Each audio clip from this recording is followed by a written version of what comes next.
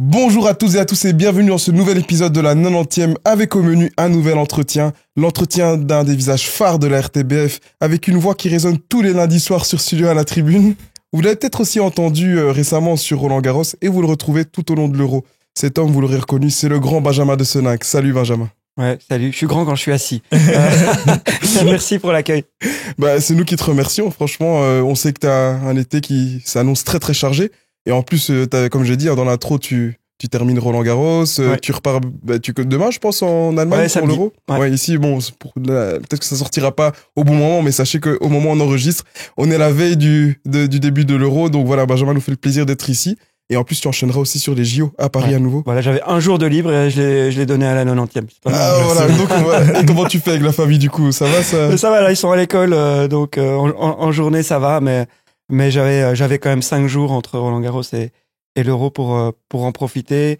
Le petit me fait bien comprendre que je suis pas assez là à la maison, donc j'essaie de quand même montrer que je suis là quand même pendant une semaine. Ah ok, top. Eh ben oui, j'ai présenté Benjamin, mais je pouvais pas quand même oublier mon acolyte ici. On le représente plus, c'est que Nathan, tout le monde le connaît, il est là chaque semaine avec nous dans la 90e. Salut Nathan. Salut à tous. Salut Benjamin. Salut. Ouais, j'aimerais dire un grand merci à Koum. Il se reconnaîtra et j'espère qu'il écoutera. C'est grâce à lui si Benjamin est là aujourd'hui. C'est qui? C'est mon grand garçon. Qu'on salue. Il est en examen, tu as dit. Ouais. Ah ben voilà, bon, on lui souhaite le meilleur et en espérant que, en tout cas, il réussisse une belle session. Bon, fini les présentations. On y va? Très bien. Ok. Bah ici, de coutume, on a l'habitude de faire une petite présentation de l'invité. On le laisse se présenter. Bon, libre à toi. Qui es-tu? D'où viens-tu? Ok, ouais. Vous avez combien de temps exactement? Non, mais ça va.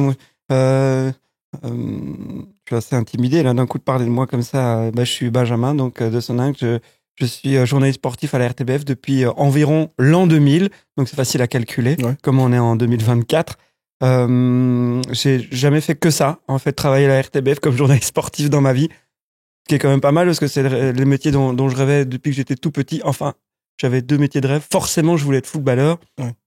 Et comme ça n'a pas marché, j'ai pris le plan B, qui était commenter des matchs de foot. Ça, c'est ce que je voulais faire absolument dans ma vie. Je faisais ça déjà dans le jardin quand j'étais tout petit, donc c'était assez naturel pour moi. Je viens de Moucron, c'est une ville vraiment à la pointe du Hainaut, qui est coincée entre la Flandre et la France. Ouais. Donc chaque fois que je parle de ma ville, on dit « Ah, mais c'est en Flandre !» Non. « Ah, c'est en France !» Non. C'est en Hainaut, dans le Hainaut, en Wallonie, donc... mais vraiment à la pointe. Donc entre Courtrai et Tournai, comme ça vous avez une petite idée, au milieu du triangle, même avec Lille, comme ça, hop, vous situez bien. Un petit cours de géographie.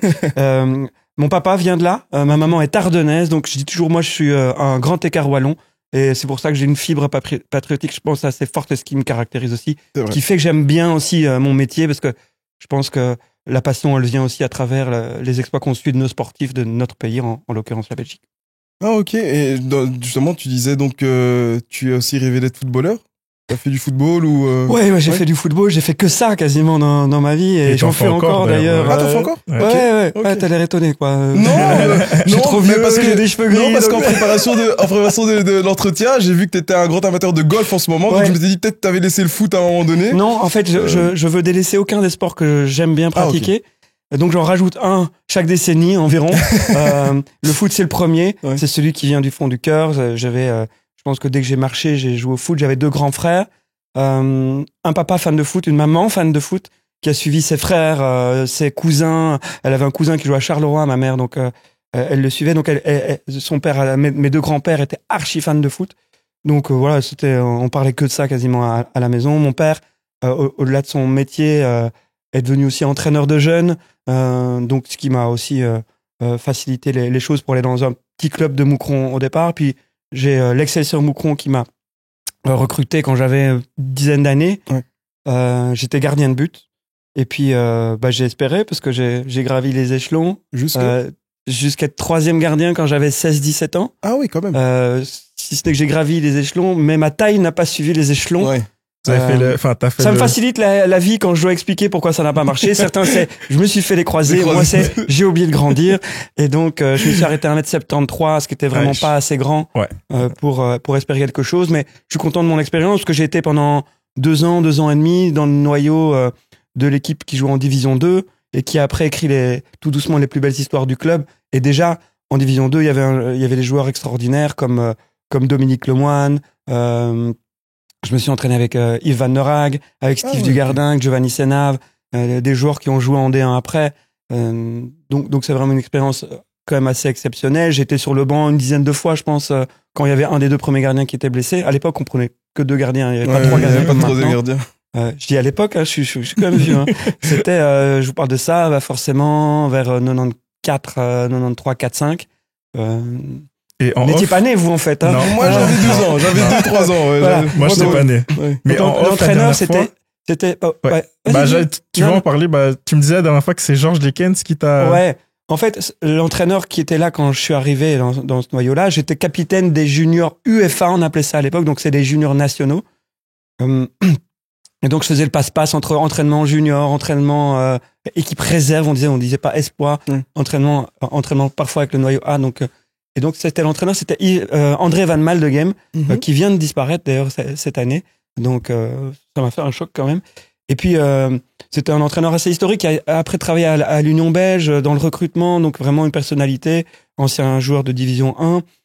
Et je me souviens, il se prenait pas la tête au niveau de la tactique, c'est ça qui me frappait avant les matchs de Division 2. Et nous, on jouait le titre déjà en Division 2, les années où j'étais sur le banc. C'était les gars, vous passez la balle à Dominique Lemoine, qui était un joueur extraordinaire, hein, qui a fini Diable Rouge quand même une bonne vingtaine de fois, qui était recruté après à l'Espagnol Barcelone. Tu lances Pascal De Vries, qui était l'ailier rapide, tu centres pour Pete Verskel, qui a joué lui aussi en Division 1 très beaucoup, qui avait un jeu de tête extraordinaire. Voilà les gars, c'est la tactique du jour, et c'était chaque fois la même, et ça marchait chaque fois. Comme quoi, parfois, le football a évolué évidemment en 30 ans, il y a de plus en plus de statistiques, de data, évidemment qu'il faut vivre avec son temps, mais parfois aussi c'est simple. Le foot. Et moi, j'ai gardé ce souvenir-là quand moi-même, je parle beaucoup de stats, de data pour expliquer la tactique, pour expliquer un résultat de foot. Je me dis, rappelle-toi quand même que parfois, le foot, ça doit rester simple. Donc, c'est un équilibre que je conserve. Et ça, c'est mon expérience de vie qui fait que je pense que ça m'aide un petit peu dans mon métier, dans l'analyse d'un match de foot. Et puis, Georges Lekens, effectivement, est arrivé. Je me rappelle de ta question. Et attends. Et lui, moi, j'hésitais. Je commençais les études à Bruxelles. J'avais donc 18 ans. Et je me disais, tiens, je me rendais compte que ma croissance commençait à toucher à sa fin, mais si j'avais grandi tard, c'est pas gagné. Je dis, est-ce que je reste à Moucron, faire des allers-retours tous les jours pour m'entraîner, toujours en étant 3e gardien? J'avais pas franchi le cap de devenir 2e gardien. Je venais d'avoir 18 ans et j'avais des contacts pour jouer via André Van Maldegem qui m'avait dit, j'ai des contacts D3, promotion. La promotion, c'était la D4 à l'époque. Donc voilà, si ça t'intéresse. Je disais, pourquoi pas. Et puis Georges Lekens est arrivé, sans m'avoir jamais vu, il m'a dit, non, j'ai besoin d'un jeune gardien, tu dois rester. Georges Lekens te dit ça. À Moucron, c'était quand même incroyable. On avait Georges Lekens comme entraîneur en Division 2. À l'époque, c'était quand même... Je reste. Et au bout de 2 mois, je me rends compte qu'en fait, il va jamais compter sur moi. Il me prend plus jamais à l'entraînement. J'ai même plus d'entraînement spécifique de gardien. Et puis au premier match où j'ai le droit d'aller jouer avec l'équipe Espoir, il prend le 4e gardien qui était plus jeune que moi mais qui avait une tête de plus que moi et il le met en première mi-temps. Et t'as eu des explications par rapport à ça? Jamais, pas une. Donc moi déjà je faisais les sacrifices, on était déjà en septembre, je faisais l'aller-retour en train tous les jours, Moucron-Bruxelles, Moucron-Bruxelles, en train avec les changements, le porte-à-porte c'était 2 heures quoi. Donc j'ai dit en fait très vite, je me suis dit avec ma famille, en accord avec ma famille, on va pas sacrifier les 2 côtés, quitte à faire mal les choses des 2 côtés. Donc voilà, j'ai pris la décision. J'ai pleuré évidemment pendant 48 heures. Et puis parce que là c'est le rêve, tu vois, le rêve dont on parlait. Bam, tu le prends en pleine face. Et mais voilà, une page que j'ai tournée et je l'ai jamais regretté parce que j'ai fait mes études, ce qui m'a permis après au final, d'absolument me concentrer sur mon 2e rêve, mon plan B. Et c'est pour ça qu'on en parle aujourd'hui. Exactement. On est arrêt total, même pas. Non, pas pensé à pendant un an, comme j'étais affilié à Moucron, je pouvais plus jouer de match. Mais j'avais une petite roue de secours pour m'entraîner. Mon père était quand même encore entraîneur des scolaires nationaux de Moucron. Oui. Et donc, je venais 2 fois par semaine garder la forme, m'entraîner avec 1 ou 2 fois par semaine. Je revenais quand même m'entraîner pour... c'était toute ma vie. Donc, arrêter comme ça pendant 10 mois, c'était un peu à 18 ans, un peu dur. Et puis alors, avec mes 2 frères, mes 2 grands frères, vous vous rappelez de mes 2 grands frères qui sont toujours là on est allé jouer dans un club près de Tournai, en 2e provincial, juste pour le plaisir, où là, comme on étudiait tous les 3 à Bruxelles, on faisait l'aller-retour une fois par semaine pour s'entraîner. Et le week-end, on était chez nous à Moucron, donc on allait jouer. Et là, c'était un souvenir aussi incroyable parce que j'avais l'occasion, pour la première fois de ma vie, de jouer avec mes frères dans la même équipe.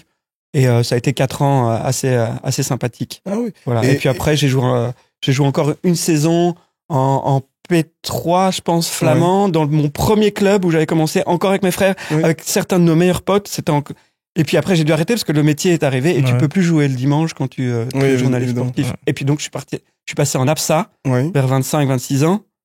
Et 20 ans plus tard, je suis toujours en D1 APSA. Et félicitations. Comme ça, la boucle est bouclée. C'est un bon niveau quand même, D1 APSA, non? Ouais, alors, je pense que c'est un petit peu moins fort maintenant que quand j'ai commencé. Ok. Mais c'est pour ça que ça me permet encore de jouer. J'ai joué pendant 10-15 ans sans travail. Ouais. Pour me venger de tous les buts que j'avais pris. J'ai toujours adoré dribbler. À l'entraînement, je demandais toujours à mes entraîneurs, je peux jouer dans le jeu comme ça. Et là, voilà, et puis après, quand l'âge m'a rattrapé quand même pour jouer attaquant en D1, ça c'est impossible. J'ai plus la forme, j'ai plus le physique. C'est violent le foot, hein, on se rend pas compte. Et donc gardien, ça va. Je tiens encore, peut-être encore 1 an. Ah oui. Mais ça fait, ils se foutent de ma gueule les coéquipiers parce que je pense que ça fait 5-6 ans que je dis c'est ma dernière saison. J'arrive pas à arrêter. Le plaisir. J'arrive pas à arrêter. Et du coup, comment la fibre, pourquoi ce choix de faire des études de journaliste sportif? Est-ce que t'avais quelqu'un dans ta famille ou comment tu choisis ça? Ou ça date directement? Non, j'avais absolument personne. Alors, après, je te cache pas que quand j'ai commencé l'IEX, donc communication d'abord, je me suis dit, ouais, je vais essayer d'être journaliste, mais pendant mon cursus de 4 ans, qui a duré 5 ans d'ailleurs, mais ça, faut pas le dire, j'ai hésité, je me suis dit, tiens, est-ce que tu veux vraiment être journaliste sportif? Parce que j'étais curieux de tout quand même, et à un moment donné, je me suis dit, tiens, peut-être quand même faire un peu plus de journalisme généraliste ou ciblé dans un autre domaine. Et puis, dans mon avant-dernière année, j'ai eu comme prof de télévision Michel Lecomte. Ah oui, dont on va parler. Et en fait, voilà, là, je me suis dit, bon, arrête de te mentir à toi-même. C'est ça que tu veux faire. Bah ouais, et j'ai profité de sa présence comme prof pour lui demander s'il y avait moyen de faire un stage, ce que j'ai fait à la RTBF en 99. Et le stage s'est bien passé, et ils m'ont attaché là, et je suis 25 ans plus tard encore là, quoi.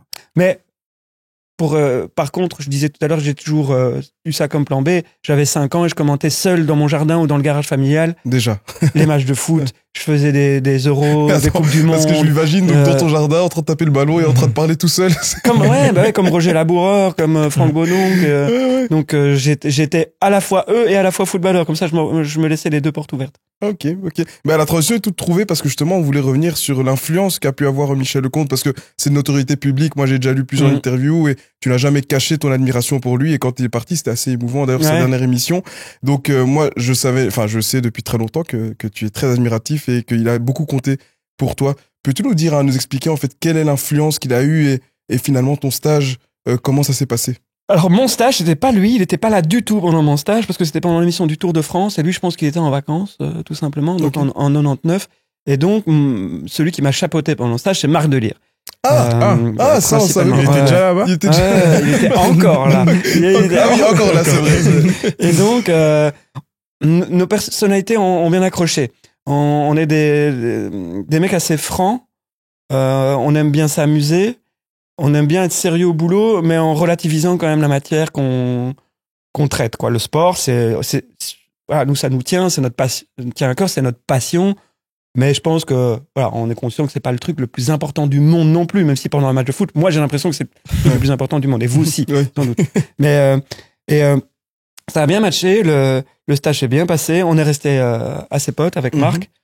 Et lui a dit tout de suite, à Michel, celui-là, le petit, il est bien.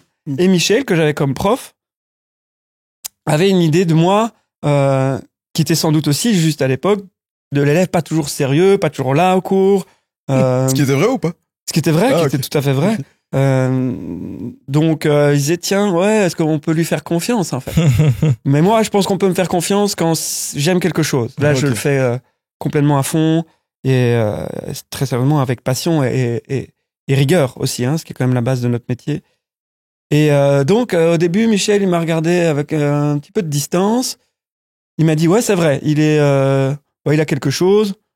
On va lui donner des trucs. J'ai fait des trucs, mais je sentais quand même toujours est-ce qu'il me fait vraiment complètement confiance? Et puis à un moment donné, ça, voilà, il s'est dit ouais, ok, c'est bon. Et je pense en fait le fait que au début, il met un peu quand même, pas qu'il m'ait mis en doute, mais qu'il me surveillait quelque part. Ça m'a donné l'envie de lui prouver montrer, quelque part que je méritais ce qu'on me donnait à la RTBF. Au début, c'est les petites piges, parfois des boulots d'assistant journaliste.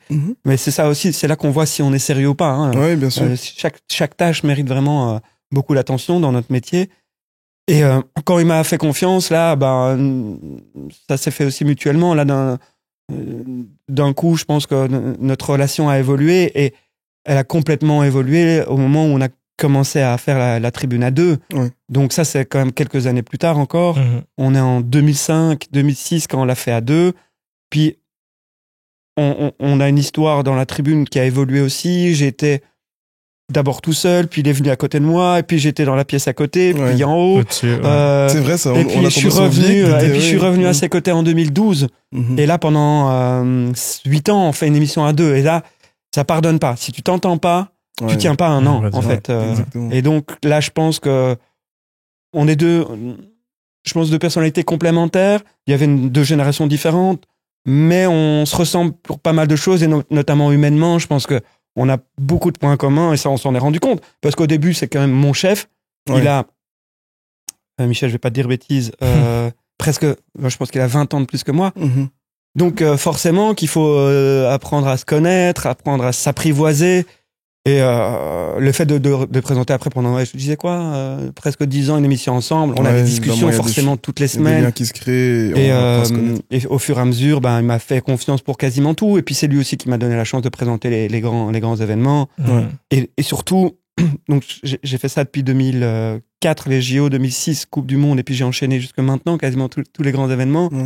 Il me faisait une confiance absolue, et ça, j'en suis reconnaissant de manière éternelle, parce que se faire confiance, c'est-à-dire qu'il me disait, tu vas présenter la Coupe du Monde, vas-y, réfléchis au concept, réfléchis à qui tu veux dans ton équipe, et puis après tu me dis, et puis après on en parle. Et puis alors je réfléchissais, je lui donnais le concept, je lui donnais l'équipe que je voulais avoir, il me disait, super, ok, c'est bon, tu peux avancer, et j'avançais. C'est une réelle chance d'avoir c'est extraordinaire. Je me rends compte en parlant de tout ce que je lui dois, et je pense qu'il me faisait confiance vraiment foncièrement. Mais pour nous, on trouve ça parfois normal quand on est jeune et quand on a le nez dans le guidon. Avec le recul. On se dit, ouais, mais c'est normal. Mais en fait, c'est pas si simple que ça. Je le vois maintenant, où tout est un peu plus compliqué parfois. Dans l'entreprise, dans la prise de décision. La chance que j'ai eue, l'opportunité que j'ai eue d'être tout à fait libre pendant une quinzaine d'années avec lui. Et ça m'a formé dans tous les aspects de mon métier, parce que vous voyez que finalement la face visible de l'iceberg, moi dans la télé, mais en fait c'est pas ça qui m'a le plus plu ces 20 premières années à la RTBF, c'est justement pendant les Euros, les Coupes du Monde, gérer une équipe, avoir une bande de potes à la fin d'un mois où on se marche dessus, où on est encore ensemble, où on se comprend, et on n'a pas besoin de se dire 1000 choses, d'avoir des réunions 4 fois par jour pendant 1 heure pour faire une émission de télé où tout roule, les rouages sont hyper bien huilés, et l'équipe à la fin est triste que la compétition se termine. Le management humain, c'est quelque chose qui est aussi hyper intéressant dans ce métier-là, que j'avais sous-estimé et auquel j'avais vraiment pas pensé. Quand on arrive comme ça à la RTBF, est-ce qu'on a, dans le service des sports, on a un sport attitré ou pas du tout? On n'a pas les sports attitrés, par contre, on a forcément des affinités. On est maintenant, par exemple, 30-35 journalistes, tous médias confondus, engagés. Et je pense qu'avec les pigistes, il y a peut-être 50-60 journalistes qui travaillent soit à temps plein, soit à temps partiel dans la rédaction. Donc forcément, il y a des affinités qui se créent. Il y a des journalistes qui sont plus spécialisés dans les sports. Moi, c'était le foot essentiellement, mais aussi j'avais des affinités avec le cyclisme, le tennis, dans un premier temps. Puis après le hockey sur gazon, parce que mes filles ont joué, j'ai découvert ce sport. Et donc là aussi, à un moment donné, quand il a fallu commenter des matchs de hockey, il y en avait très peu qui connaissaient le sport à la RTBF. Moi, j'ai dit, moi, je le suis depuis 7-8 ans avec ma fille aînée. Je connais les règles. Ça, c'est important de connaître les règles d'un sport pour le commenter, parce que c'est du direct. T'as pas le droit de te poser la question directe. Tiens, pourquoi ici? Non, en fait, il faut connaître. Donc, j'avais réétudié pour être arbitre des matchs de ma fille, étudier le règlement. Donc, voilà, là, il y a des opportunités qui se créent aussi. Mais, par exemple, on va jamais me demander de commenter un truc de sport moteur. Mais quand j'étais jeune journaliste et que j'étais le journaliste de garde au JT, parce qu'il en faut toujours un par jour, s'il y a un truc qui se passe en sport moteur ce jour-là, il faut que je sois capable quand même d'en parler un peu, d'expliquer ce qui se passe, quoi. Donc de connaître les bases, de pas être complètement à côté de la plaque, quoi, pour assumer un sujet parfois d'une minute 30 environ, c'est la base, un sujet JT. Mais avant d'être à la tribune, si je me trompe pas, t'as fait aussi Week-end Sportif avec Gaëtan Vigneron, non? Après. C'est après ça? Ah oui. En fait, et comment ça se passe? Donc d'abord la tribune 2005, c'est la création de l'émission. Mais c'est en fait cette histoire, c'est dingue, c'est le nouveau contrat en fait de la Pro League. La RTF a comme avant les émissions des résumés, ce qui est encore maintenant vendredi, samedi, dimanche, et se crée un truc en plus qu'avant, une émission le lundi. Et les matchs en direct aussi, il faut se rappeler que dans les années 90, il y avait parfois un match en direct, puis parfois deux, mais pas tous maintenant. Donc c'était compliqué. Tout ça a évolué. Et donc la RTBF avant, c'était les Rois du Macadam, l'émission Match 1 du samedi. Moi, c'est toute ma jeunesse. Moi, c'est comme ça que j'ai commencé. Il n'y avait pas de match en direct. Week-end Sportif et Match 1, j'attendais ça tous les week-ends. À 22h30, il n'y a personne qui avait encore vu une image des championnats de Belgique. Donc vous imaginez ce que c'était. Donc les gens attendaient ça comme une religion. Moi, j'attendais. Je disais pourquoi il y a tant de pubs. La pub du fromage, un peu de tout. Mais c'est vrai, voilà, ça c'est vraiment Madeleine de Proust, quoi.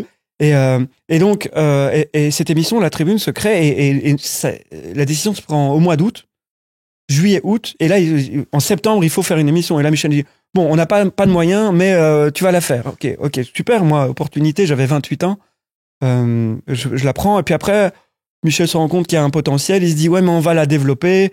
Tiens, ça te dérange pas? T'es un peu jeune pour prendre un plus gros mastodonte tout seul sur tes épaules. Je vais revenir un peu dans le jeu. C'est pas une punition pour toi. C'est pas une rétrogradation.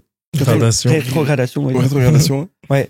Et je l'ai un peu pris comme ça, quand même à l'époque. C'est comme un joueur de foot qui est titulaire à la fois. Même si le coach dit oui, voilà. Ouais, tu joueras les 20 dernières minutes, mais je compte sur toi. C'est normal. On a tous des égos, on est tous humains. Mais voilà, de nouveau avec le recul. Tout ça a été super. L'histoire qu'on a avec Michel est super. La tribune a évolué. Et elle est encore là 20 ans plus tard, bientôt. Et donc, c'est 2005. Le Week-end Sportif, qui est une émission qui est historique, qui est créée dans les années 60. Ah, 60 ouais. Ah, je savais pas qu'elle était aussi ancienne. C'était une des plus vieilles émissions qui n'existe plus vraiment maintenant. C'est 100% sport. Et là, en 2008, on me demande de la présenter en alternance avec Gaëtan Vigneron. Donc, ça s'est fait après. Et puis, en 2012...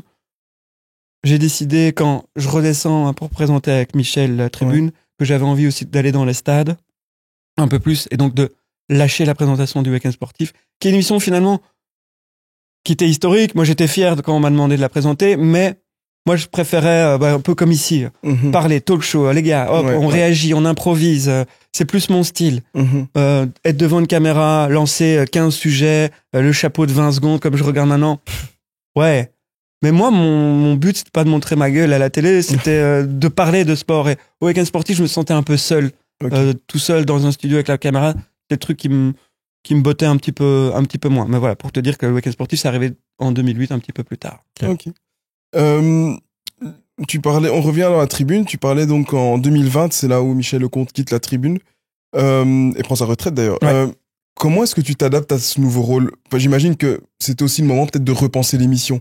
Explique-nous un peu quels ont été les changements pour toi personnellement dans le rôle, mais aussi d'un point de vue du concept. Et même, j'ai une question complémentaire avec ça. Est-ce qu'il y a une période de la tribune que tu as préférée? Parce que on peut vraiment segmenter. Franchement, je suis tout à fait honnête quand je dis ça. J'ai vraiment pas l'habitude de me retourner sur ce que j'ai fait. Par contre, je réfléchis toujours à l'évolution qu'il y a moyen d'amener à l'émission. Donc, pour répondre à ta question, qui est vraiment super, effectivement, un moment que j'ai préféré la tribune, faudrait que j'y réfléchisse, mais je pense pas. Je pense pas que je suis là, je suis même pas capable de te parler de 5 émissions de cette année, en fait. Mon disque dur, c'est un peu comme il faut le vider maintenant pour que je puisse remplir les choses qui arrivent. Moi, j'ai bien aimé les clashs. Ouais. C'est pas le Powell, c'est tout ça. Moi, ce qui manque, c'est l'époque des fauteuils, etc. Ça c'était bien, par contre. Voilà, les clashs, ça dure un temps, mais je pense que ça mettait aussi beaucoup de malaise sur le plateau. Je pense que c'est une époque aussi, ça fait parler de l'émission. Mais il y a beaucoup de gens aussi qui commençaient à mal se sentir en regardant. De toute façon, j'ai une question là-dessus, on reviendra là-dessus. Voilà. Moi, j'étais en haut, en plus, j'étais pas sur le plateau, donc les clashs, j'en faisais vraiment pas partie. J'étais même un peu frustré de pas pouvoir parfois me donner mon avis sur ce qui se passait en bas. Les mecs qui disaient blanc une semaine et qui disaient noir la semaine d'après, sans, tu vois, avec le même aplomb, ça moi, ça m'a toujours un peu énervé. Je trouve ça trop facile. En fait, d'être dans un fauteuil et dire, lui, il est nul. Ah ouais, il est bon, il dit ce qu'il pense. Et puis la semaine après, ouais, j'ai toujours dit qu'il était bon. Mais en fait, non. Il dit qu'il était nul la semaine passée. Ouais, non, mais j'ai pas dit ça. En fait, ça m'a toujours énervé. Je trouve ça beaucoup trop facile. Moi, j'aime bien être constructif. J'aime bien qu'on parle de foot. Si un joueur joue mal, tu dis, il a mal joué. Tu dis pas, c'est une chèvre, il est nul. En fait, il y a moyen de dire qu'un joueur joue mal en disant un joueur joue mal. Il n'y a pas besoin de descendre. Et cette réflexion-là, elle a fait partie justement de quand toi t'as repris l'émission. Ouais, après. C'est aussi une identité que t'as voulu donner parce que c'est la raison pour laquelle je te pose cette question, c'est parce que justement on parlait des clashs. Moi, je suis la tribune depuis match 1, donc depuis très pas longtemps. Pas si jeune en fait. Non, j'ai 32, je vais sur mes 32 ans. Et donc, en fait, ce que j'ai remarqué, c'est que depuis quelques années, depuis que tu as repris, c'est peut-être un peu plus calme, un peu plus, et c'est pas une critique, c'est un peu plus scolaire. Moi, je dirais c'est bienveillant même. Voilà, bienveillant. Ouais, bah, ça me correspond. En fait, je préfère constructif à bienveillant, parce que dans bienveillant, on a l'impression qu'on veut absolument ne voir que ce qui est le côté positif des choses, ce qui est pas vrai. Tout le monde dit ce qu'il pense. Par contre, tout le monde se respecte. La parole de chacun est respectée. Il y a des contradictions, mais elles sont gérées de façon, je pense, plus respectueuse. Mais c'était déjà le cas sur les dernières années avec Michel, qui lui a dû gérer les temps des clashs et qui en a... Franchement, je pense que l'émission, elle durait 48 heures. Après, pour lui, qui avait les coups de téléphone de tout le monde, je pense que c'était devenu une charge vraiment trop importante pour lui. Et donc, je pense sur les dernières années où on a présenté à deux, c'était déjà un peu plus tranquille. Et il y a moyen de parler de foot de manière tranquille, avec passion néanmoins, et contradiction, parce que moi je tiens à la contradiction. Et pour répondre à ta question, qui était la question initiale, je parle beaucoup. Non, mais c'est très bien, t'es là pour ça justement, nous on attend que ça. Ce que j'ai changé par rapport à... J'ai rien changé fondamentalement par rapport à l'époque où j'étais avec Michel. Je veux juste, mais c'était déjà notre réflexion avant, apporter des retouches, une évolution chaque année. Pour qu'on montre que la tribune est une émission qui évolue avec son temps, avec son époque, qui essaie d'aller chercher des idées et qui s'installe pas sur ses acquis, parce que de toute façon, on sait que la télé, elle est moins regardée qu'il y a 20 ans quand la tribune a démarré. C'est moins, toutes les émissions sont moins regardées. Mais donc, il faut installer la tribune différemment. Maintenant, c'est devenu une marque.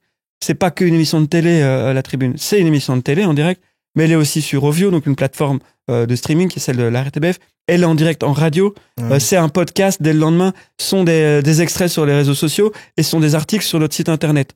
Donc en fait, elle touche environ 500 000 personnes toutes les semaines, cette émission. L'émission, en moyenne, elle est regardée 80-90 000 en direct. En moyenne, attention. Donc, c'est-à-dire que c'est la moyenne pendant 2 heures. 1h30, 2 heures. C'est-à-dire qu'il y a 150 000 personnes qui nous regardent, 130 000, 150 000, qui nous regardent minimum un quart d'heure. Ça, c'est déjà pas mal. Il y a 300-400 000 qui, si on parle en termes de vues sur Internet, qui nous regardent à un moment donné quelques secondes, minutes en direct. Donc voilà, il faut vivre avec son temps. Ça reste des bons chiffres. En part de marché, on est au-dessus de ce qu'on nous donne comme objectif. Donc moi, je suis content. La chaîne est contente. La boîte est contente. Mais on sait qu'on souffre, que chaque année, la télé perd des téléspectateurs. Donc, il faut aller les chercher ailleurs, quoi. Et c'est ce qu'on essaie aussi d'installer. On a une émission en direct aussi sur YouTube et RTS Sport, qui est la React 2, donc avec Lancelot Melowater, qui est au contact des gens qui regardent l'émission et qui commentent l'émission un peu comme sur Twitch, quoi. Donc voilà, on essaye quand même d'amener des touches. Une des touches que tu avais essayé d'amener, c'est un peu l'aspect un peu plus tactique, notamment avec les frères Steele. On l'a un peu moins retrouvé, je trouve, cette année, sur cette saison. Est-ce que c'est quelque chose que tu envisagerais de refaire? Ouais, parce que, en fait, c'est toujours les occasions, en fait, qui donnent ce type d'idées. Et moi, les frères Steele, je les ai rencontrés souvent après les matchs de Bruges. Il y en avait 2 qui étaient à Bruges. Nico et Edouard, qui étaient dans le staff. Et tout de suite, quand on se croisait, je savais que c'était les francophones de Bruges. On parlait un peu, on débriefait un peu le match. Et puis, au fur et à mesure, je me suis dit, ils ont quelque chose, ces gars. Et puis, oui, il est arrivé aussi, même moment, T1, le plus jeune T1 de Belgique, je sais plus, au Liers, au Berscott, avec une autre personnalité. Je me suis dit, tiens, à un moment donné, ils sont retrouvés tous les 3 plus ou moins sans club ou sans être T1. Donc, je me suis dit, tiens, c'est l'opportunité d'amener quelque chose de différent avec ces gars-là qui ont en plus un charisme. Et c'est important pour nous d'avoir quelqu'un qui restitue de façon... de vulgariser à la fois la tactique, mais aussi que les téléspectateurs se disent « Ah ouais, franchement, il le fait bien, il le dit bien, que ce soit une personnalité. Et donc, ces 3 frères, moi, je trouvais que c'était incroyable, quoi.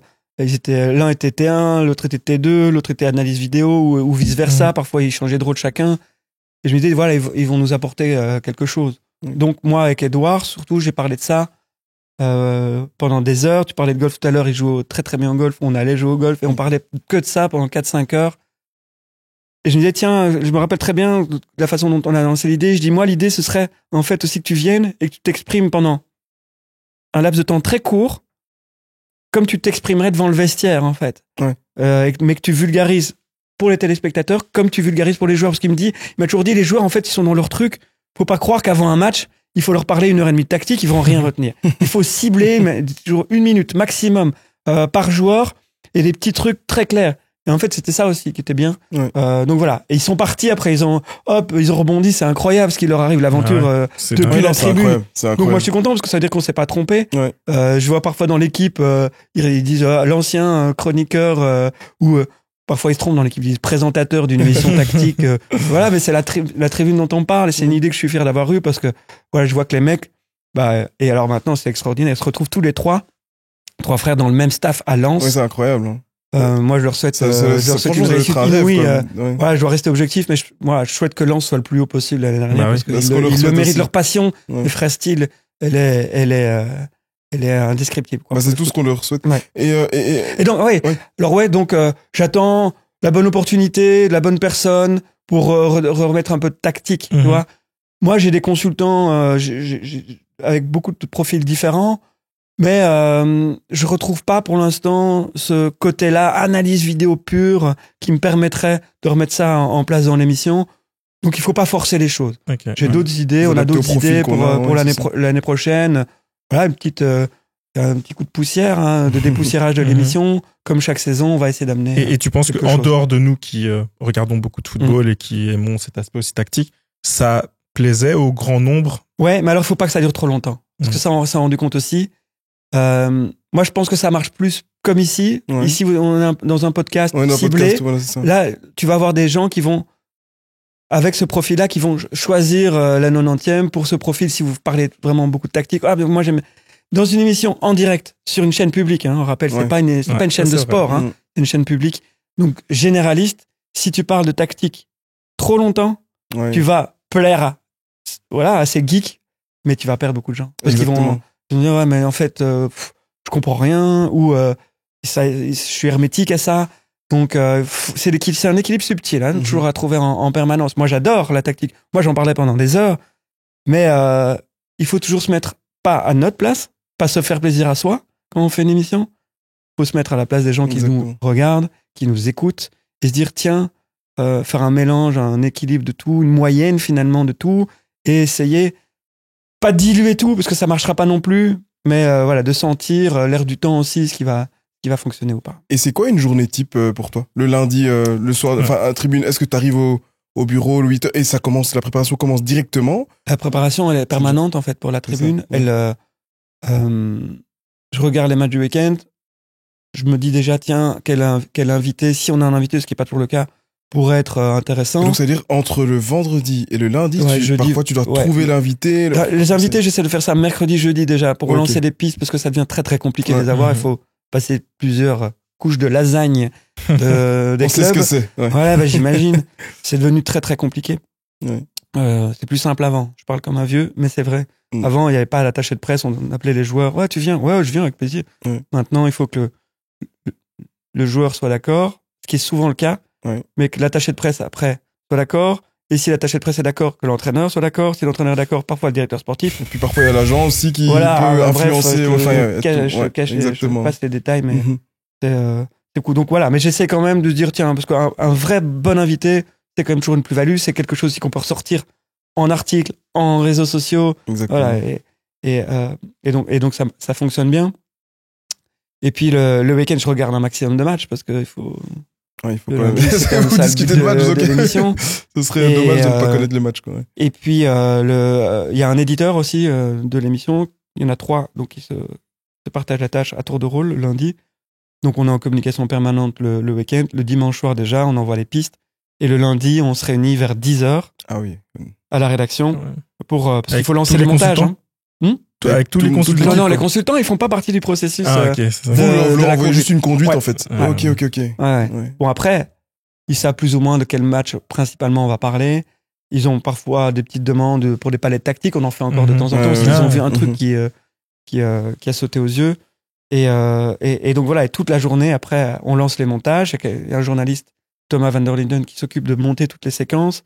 Donc lui aussi, il doit être au taquet tout le week-end pour voir de quoi on parle, pour aller plus vite, parce que c'est beaucoup de séquences. Ça prend du temps. La télé, la construction d'une émission de télé, ça prend beaucoup de temps.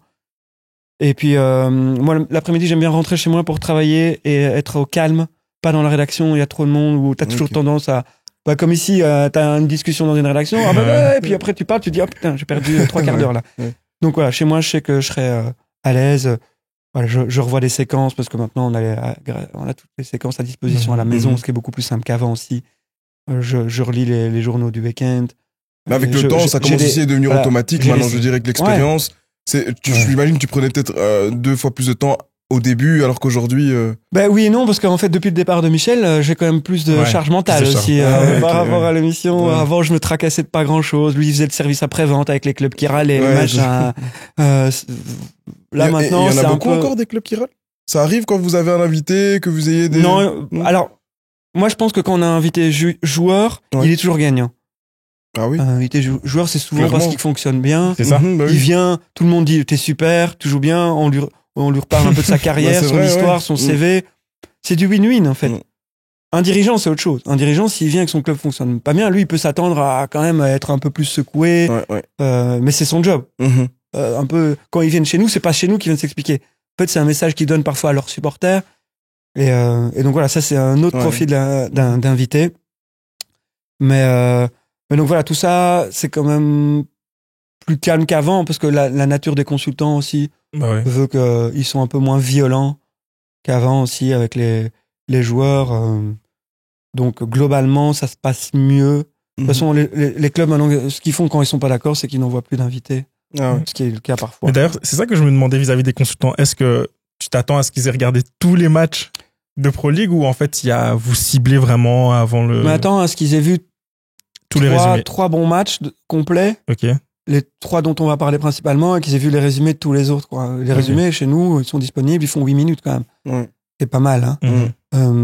Donc tu peux là quand même voir les tendances. Alors tu pourras pas voir ce qu'un défenseur a fait, mais les clubs locomotives, c'est toujours les mêmes, hein. C'est le top 5 et pour chez nous, Standard, Charleroi, quoi. Donc, Et d'ailleurs, puisque tu parles de club locomotive, juste comme ça, est-ce que le classement a une influence sur l'audience? C'est-à-dire une mauvaise saison d'un club comme Anderlecht, même le Standard, ou le Standard, est-ce que ça a une influence sur vos audiences?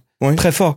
Et le Standard particulièrement, qui est j'ai vu encore des vrais sondages scientifiques qui ont été faits. Le Standard est le club le plus populaire au sud du pays, et ça se voit sur nos audiences. Et donc, depuis quelques années, on voit très très fort, quoi. Quand le Standard perd un match, il y a moins de monde devant la tribune. Et moi, le nombre de fois, et c'est le cas, mais ça c'est le même mécanisme pour tous les supporters, le nombre de fois où je croise des gars qui disent on vous regarde tous les lundis. Enfin, sauf quand mon club a perdu, là je déteste vous entendre. Parce qu'en fait, on a beau dire des choses que eux-mêmes partagent, ils n'ont pas envie de se ressasser d'entendre des autres le dire. J'ai toujours cette comparaison-là. Les supporters, ils réagissent avec leur club comme nous, on réagit avec notre famille. Allez, on est entre nous. Il y a parfois des moments où ton frère, tes parents, n'importe qui t'énerve. Tu vas dire, il est chiant, il fait toujours ça. Tu vas entendre un de tes potes dire, ton frère, il est chiant, il fait toujours ça. Tu vas d'abord avoir quoi comme réaction? Attention, c'est mon frère. Même si toi, tu l'as un jour pensé, tu vas d'abord avoir envie de le protéger, protéger ta famille. Le supporter, c'est pareil. Il va être dans le stade, il va avoir son équipe super mauvaise, il va l'insulter, il va insulter les joueurs, bande de chefs, vous êtes nuls, siffler, ok, à chaud, tout ça. Le lundi, il va nous entendre dire, le Standard, c'est mauvais. Comment il parle de mon club? Anti-Standard. Alors que eux, ils ont été pires dans le stade, mais l'entendre dire, ils supportent pas. Donc tu vois, là, c'est pour ça que je trouve que cette comparaison, elle est pas mal, parce que tout le monde, quand on parle de la famille, tout le monde l'a vécu un jour. Club de foot, tout le monde n'est pas archi supporter, donc on peut pas toujours sentir les choses. Mais voilà, je trouve que cette comparaison, elle est assez juste. Et avant de passer à la deuxième partie avec les plutôt Diable Rouge et l'Euro, etc., juste une dernière question, je profite, je me régale comme t'es là, j'aime bien rentrer dans les coulisses de ton métier, etc. Depuis peu, tu officies à Eleven aussi, tu commentes en direct les matchs de Pro League. C'est quoi la différence quand tu dois analyser en direct et quand tu fais des analyses après match, du coup, à la tribune? Pour toi, quelle est la différence ça fait 4 ans quand même déjà que je suis sur Eleven. C'est forcément plus dur parce que quand tu commentes, t'as pas toujours le recul tactique. Le consultant a ce rôle-là. Moi, je commande. J'ai toujours l'habitude de dire le commentateur principal, qui est mon cas, pendant un match de foot, il doit d'abord se préoccuper du ballon. Donc suivre le ballon. Ce qui veut dire que il y a plein de choses qui t'échappent. Pendant que le ballon est à droite, le placement en reconversion défensive du back droit, du latéral gauche, du milieu défensif, tu vois pas toujours. Toi, tu suis le jeu. T'es un peu comme Nathan, je sais que t'es entraîneur des jeunes. Un match de 8, là, tu suis tous les joueurs parce qu'ils sont tous autour du ballon. Mais plus tu grandis, plus il y a des joueurs qui s'éloignent du ballon parce qu'ils doivent penser à ce qui va se passer en cas de perte de balle. Moi, ça, quand je commande, je peux pas voir, quoi. C'est impossible. Le consultant, j'espère qu'il fait un peu plus attention parce que lui, il a plus de temps, il parle moins, donc il peut un peu regarder. Et t'as aussi les consultants en bord terrain qui, eux encore, ont un peu plus de recul. Mais tout ça reste en fait du direct. Moi, analyser vraiment à chaud, très très bien tous les matchs, enfin le match de tous les joueurs, c'est impossible. C'est pour ça que ça me fait parfois rire aussi quand je vois les cotes des joueurs. Un journaliste qui cote 22 joueurs. C'est quand même compliqué. Impossible. Impossible. C'est pas juste en fait. C'est pas juste pour notre métier. Parce que je trouve que parfois c'est pas très sérieux, et c'est pas juste pour les joueurs, parce que parfois il y a plein de joueurs qui font un match extraordinaire sans avoir beaucoup de touchés de balle, mais ils sont toujours placés de manière très très juste, ils perdent pas un ballon, mais c'est des choses que parfois on voit pas parce que ça saute pas aux yeux.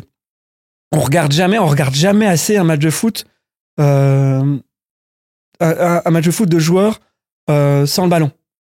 On est toujours attirés tous par le ballon et on regarde jamais assez. C'est vrai, c'est très vrai ce que tu dis, c'est vrai. Moi, j'essaye en tout cas maintenant de plus regarder le ballon. C'est intéressant en fait pour tous les sports de parfois regarder juste à côté d'où l'action se passe. Toujours cette phrase, je pense pas que c'est Guardiola, mais je pense que c'est Del Bosque, l'ancien entraîneur sélectionneur de l'Espagne, qui disait ça. Busquets, il dit quand tu regardes un match de foot, tu verras jamais Sergio Busquets. Quand tu regardes Sergio Busquets, tu comprendra un match de foot. Tu vois la différence. C'est vrai. Lui, après le match, tu dis tiens, Busquets, tu lui mets combien, Busquets? On lui met combien, Busquets? Il a fait quoi? 6, voilà. En fait, c'est la facilité. Quand tu sais pas, tu mets 6. En fait, si tu regardes, il faudrait 22 journalistes pour coter les joueurs. Et 1 par joueur. Et en fait, toutes les cotes seraient différentes. Tu regarderais alors que le match de Sergio Busquets, tu lui mettrais sans doute 8 la plupart du temps. Et en fait, c'est fondamental parce que c'est un sport collectif. Tout le monde ne peut pas être celui qui marque des buts. Alors, c'est trop facile de mettre 2 points en plus à celui qui marque. C'est sûr. 1 point en moins à celui qui fait une erreur. Mais c'est impossible. Donc, moi, je comprends. On a aussi un exercice de cote à la RTBF pour les matchs des Diables. J'aime pas trop. Mais c'est l'article qui marche le mieux. Et donc, voilà, on a des discussions. Maintenant, on essaye d'être plusieurs. On est déjà 7-8 à faire les cotes. Donc comme ça dilue un peu. Et c'est pas l'avis que d'un journaliste qui est parfois péremptoire sur la prestation de 22 mecs, quoi. Donc le foot, c'est pas simple, mais à la fois, c'est simple. C'est aussi Cruyff qui disait ça. Et par rapport à ce que tu fais en tant que commentateur chez Eleven, est-ce que tu supportes un club? Non. Non, mais je suis Moucronois, j'ai joué à Moucron. Donc moi, déjà, c'était mon club. Quand je suis arrivé à RTBF, il y avait encore l'Excel, donc j'ai déjà essayé de me détacher un peu émotionnellement de mon club qui était toujours en Division 1, dans lequel j'avais joué 8-9 ans. Donc non, je supporte pas de club. Non. Je te pose cette question parce que j'aime bien le Barça, vraiment, parce que ça. Ah, ça, on va pas s'entendre. C'est vraiment. Moi, je suis madrilène.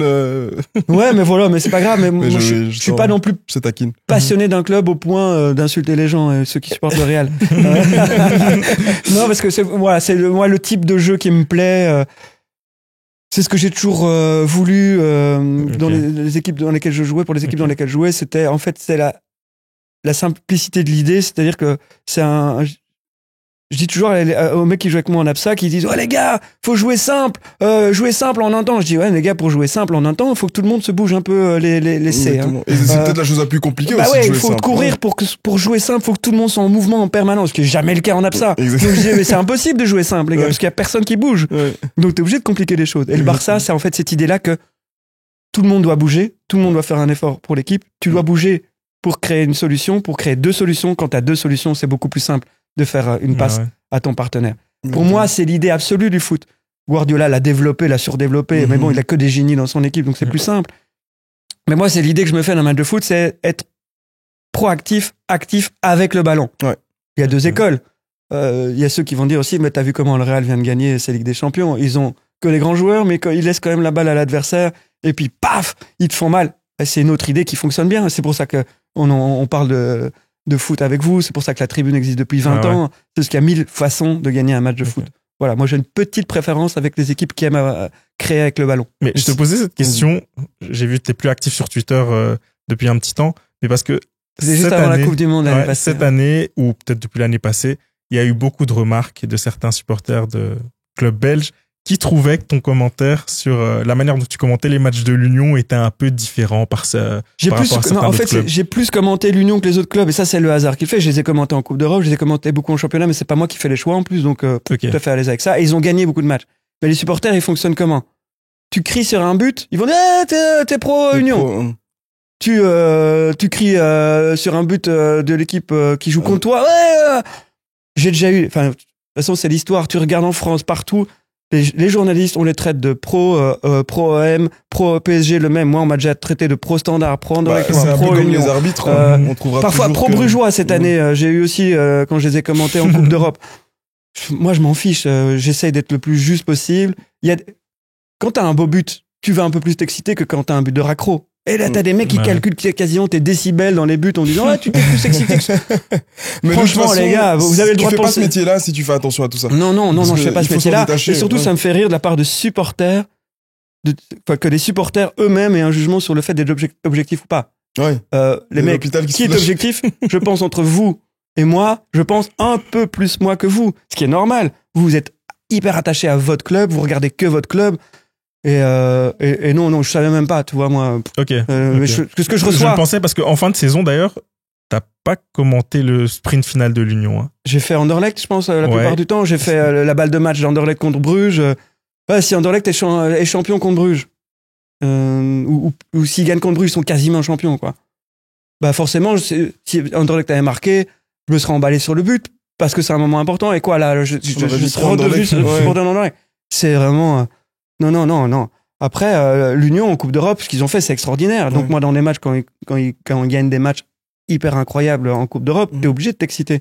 Mais moi, je m'excite pour tous les clubs belges en Coupe d'Europe. Je suis supporter de tous les clubs belges en Coupe d'Europe. Et j'ai commenté déjà le Standard en Coupe d'Europe, Gand, Anderlecht, l'Union et Bruges. Mais ça c'est une question légitime. Est-ce qu'il y a un devoir de neutralité, une obligation de neutralité en tant que journaliste? Ouais, quand même. Donc c'est-à-dire que, imaginons, moi je suis un grand fan du Real Madrid. Le jour où j'ai la chance, je sais pas, une occasion de commenter un match du Real, si je suis journaliste, j'ai pas le droit de montrer clairement que ça me fait plaisir qu'il marque. Enfin, je comprends pas, parce que moi, en soi, pour moi, être journaliste, c'est aussi les émotions. Et d'ailleurs, les plus gros journalistes, moi je l'ai pas connu, mais on parle souvent de Roger Labour. J'ai pas envie d'écorcher son nom. C'est des gens qui, même, je l'ai dit, bordel, pourquoi est-ce qu'il est aussi mais c'est en équipe nationale. Et là, on a une ouverture, en fait. Parce que on commande pour les Belges, et c'est la Belgique. C'est vrai. Donc, c'est très vrai. Là, on sait que les gens qui nous regardent, sont censés pour 99%, ils sont derrière la Belgique. Et donc là, on partage les émotions. C'est pas le même exercice. Mais l'Union, avec leur histoire, ça fait 3 ans qu'ils parlent en Coupe d'Europe, c'est pareil. Moi, je suis en Coupe d'Europe, il faut, moi, je suis de cette école-là où il faut quand même montrer que, en tant que commentateur, on soutient les clubs belges. Et historiquement, c'est comme ça. Mais je me rappelle quand même très très bien d'une remarque que j'ai eu à la maison de mes 2 garçons. Un jour, il y a Bruges qui va au Real et tu dois t'en rappeler, il mène 0-2 à la mi-temps. Oui, je me rappelle très bien, oui. Et c'est sur une autre chaîne, mais moi je trouve ça normal que le commentateur s'excite. Bruges mène 0-2 à la mi-temps au Real. Et moi, les 2 garçons qui sont à côté de moi, ils me disent, mais pourquoi le commentateur il s'emballe? Comme quoi, tu vois, tout le monde a des remarques tout le temps, même en face, il y a quand même Thibaut Eden. Oui. Et en fait, je me suis dit, c'est pas bête, en fait, comme remarque. Bonne réflexion. C'est quoi, en fait, le football belge à ce moment-là? C'est Bruges, avec parfois 2-3 Belges seulement dans l'équipe, ou c'est le Real, avec 2 des meilleurs Belges de notre histoire. Ah, c'est vrai, c'est une belle Bonne réflexion. question. C'est vrai. Et en fait, j'ai pas trouvé la réponse. Comment commenter ce match, en fait. Donc, c'est vrai. Donc voilà, c'est tout ça, un débat ouvert, mais non, moi, les réseaux sociaux, les gars, si on commence à s'attarder à chaque remarque, on change de costume toutes les semaines, quoi. Donc, vrai, non, mais c'est bien parce que justement, tu parlais. Faut être en paix avec soi-même d'abord et je pense je suis sûr même d'être le plus objectif possible. On ne l'est jamais tout à fait. Comme je te dis, parfois tu vas être un peu plus ému par un but, par un joueur qui t'a tapé dans l'œil. Mais moi, j'en ai. Et alors ça énerve. J'ai remarqué, ça énerve pas mal de supporters. Mais je le pense et donc je le redis, j'en ai absolument rien à foutre de qui est champion de Belgique. J'en ai absolument c'est bien que tu le dises, que les gens le sachent et ils écoutent. Mais non, mais vraiment, ça l'entendent. Ça me touche pas, quoi. Le championnat se termine dans la minute après. Moi, je pense à autre chose et j'en ai rien à cirer. Rien à cirer. Ce qui m'intéresse, ce qui me passionne, c'est le foot. Le ballon roule, ça me passionne. La façon dont on gagne un match, dont on perd un match, dont on gagne un championnat, dont on perd un championnat, ça me passionne. C'est la tactique, ce sont les émotions, la gestion humaine, la gestion psychologique d'un groupe. Ça, c'est mon métier, ça, c'est ma passion. Et c'est pour ça que je suis encore là chaque semaine dans l'émission. Et c'est mon métier tous les jours. Mais non, qui est champion de Belgique, rien à battre. Tant mieux. Tu parlais justement d'Eden et de Thibaut Courtois. Bon, aujourd'hui, Courtois, malheureusement, il disputera pas l'Euro, vraisemblablement. Et Eden a pris sa retraite depuis. Moi, je voulais revenir sur la génération dorée des Diables Rouges. On a eu le départ, donc, comme j'ai dit, de Kompany, Alderweireld, plusieurs gros joueurs, en tout cas parmi les meilleurs de l'histoire, sont partis. Est-ce que toi, tu crains pas qu'avec le départ de ces membres de la génération dite dorée, le football belge perde un peu en notoriété? Comment est-ce que toi, tu le vois d'un point de vue journaliste? Est-ce que vous ressentez la même chose? Oui, alors après, j'ai pas l'habitude de me tracasser pour des choses qu'on maîtrise pas, et on maîtrise pas le fait que les joueurs soient de classe internationale ou pas. Donc il faut juste nous s'adapter.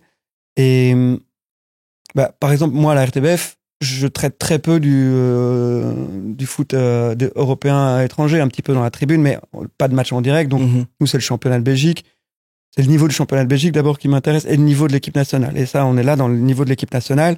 Ça, c'est important pour l'équipe nationale, et pas en termes de notoriété. Moi, je te parle en termes de niveau. La notoriété, j'en ai là aussi pas grand-chose à cirer.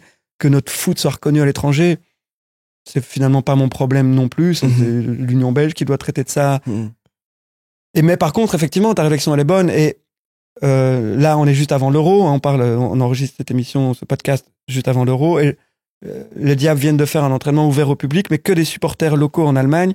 Et il y a 2 joueurs qui ont été chassés par les gamins. C'est qui? C'est Lukaku et c'est De Bruyne.